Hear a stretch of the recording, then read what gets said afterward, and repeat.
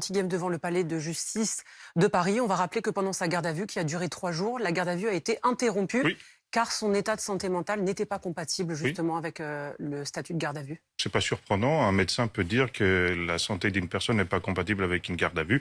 On interrompt la garde à vue, on le place dans un hôpital psychiatrique et dès que l'état de santé devient compatible, on le replace en garde à vue. Pourquoi Mais- l'état psychique de cette personne, de cet homme, est un point clé de l'enquête? Parce que c'est les motivations. Cet acte, pour quelle motivation il a fait ça? Est-ce que c'est des motivations racistes? Est-ce qu'il était parfaitement conscient?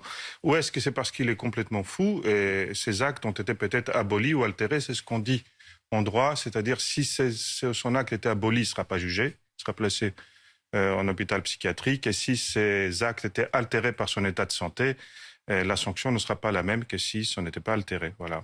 C'est important, son état psychique. On ne juge pas les fous, on est encore en état de droit. Enfin, jusqu'à preuve du contraire, même s'il y a parfois des violations à cela. Le fait que sa garde à vue ait été interrompue en raison de son état psychologique, qui n'était pas compatible, ça ne veut pas dire qu'il n'était pas responsable au moment des faits. Ça n'a aucun lien. C'est juste que peut-être C'est qu'il un était expert qui le fatigué dira. ou autre Alors, chose. Il y a une information judiciaire qui est ouverte, c'est-à-dire que le juge d'instruction va procéder à une enquête. Et il va nommer un expert psychiatre qui, lui, va dire si la personne était consciente de ses actes ou pas. On ne le sait pas encore aujourd'hui. C'est un expert psychiatre qui le dira au cours de l'enquête, d'ici 2-3 mois, je suppose.